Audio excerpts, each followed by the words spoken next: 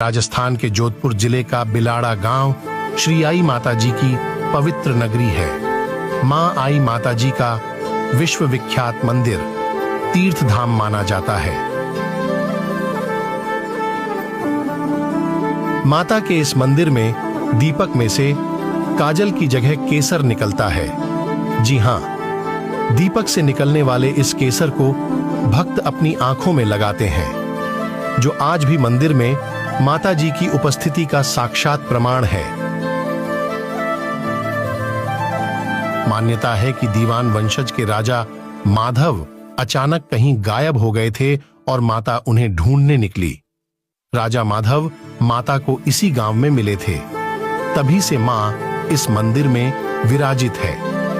इस मंदिर में प्राचीन संग्रहालय है, जो राजस्थान की परंपरा और संस्कृति को दर्शाता है।